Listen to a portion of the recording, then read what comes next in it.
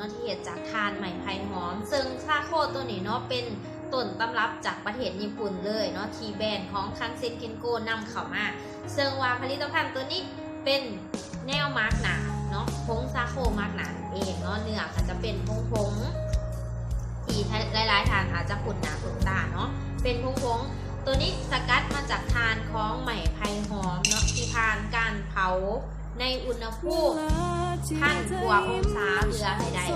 งซาโคมาซับผักปุ่นก็คือจะช่วยในเรื่องของดูดซับสารพิษสารเคมี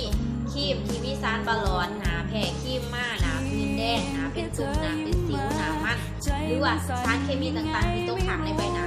สำหรับตัวซาโคที่จะช่วยได้เลยตัวนี้จะช่วยได้ซึ่งมีประสิทธิภาพที่เยี่ยมเลยนอกจากดูดซับสารพิษสารเคมี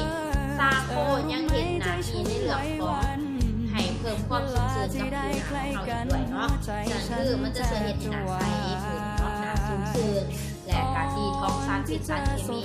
ว่าครีมที่ท่านเคยใส่ผ่านมามีสารบาลอนสารสเตียรอยด์หนาบ้างหนาเห็นเส้นเลือดหนาเป็นมดเป็นผื่นหนาแผ่เนาะหนาแผ่ใส่ซาโคได้เดี๋ยววันนี้ให้ไปเบิร์วิธีการใส่ไปเลยเพราะว่าจะบอกวิธีการใส่โอเคก่อนอื่นจะต้องมีอุปกรณ์ถ้วยน้อยอันนึงใบเนาะแล้วก็มีบวกสาก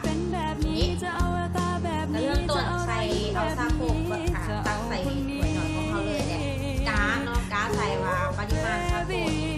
มองกับใบหนาของเขาเนาะจะเอาไรเอาหน่อยกับหนาหน่อยหนาใหญ่นี่เขาเป็น2 หัวเหมือนกันโอเคมาแบบนี้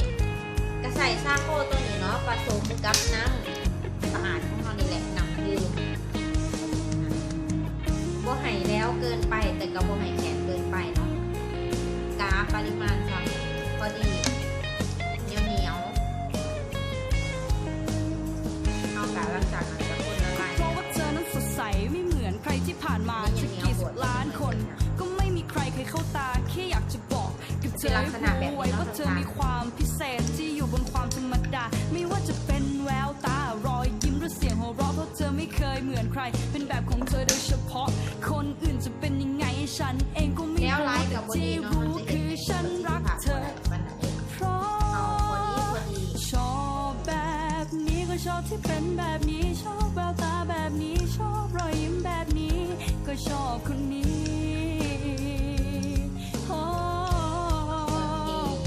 จะเอาแบบนี้จะเอาที่เป็นแบบนี้จะเอาแววตาแบบนี้จะเอารอยยิ้มแบบนี้จะเอาคนนี้หลังจากนั้นในตัวซาโคตัวนี้ก็จะมีแผ่นมาร์กมานำเนาะแผ่นตัวนี้เป็นแผ่นมาร์กหนาติดเป็นเม็ดเลยเนาะแต่ว่าเราจะเอาแผ่นตัวนี้ไปจุ่มใส่กับน้ำเนาะจุ่มใส่น้ำเลยหลังจากจุ่มแล้วปึ๊บ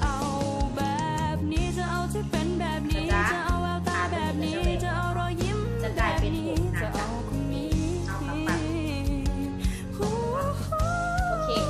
หลังจากที่เขาได้ทั้ง2 อย่างเลยนี่ก็จะมีแป้งเนาะแป้งปัดซาโควิธีใส่ง่ายๆเลยวิธีใส่ง่ายๆเลยเอาแป้งปัดนี่มาปัดแต่งให้ทั่วใบหน้าเลยทุกท่านอันที่เริ่มจากจุดได้ก็ได้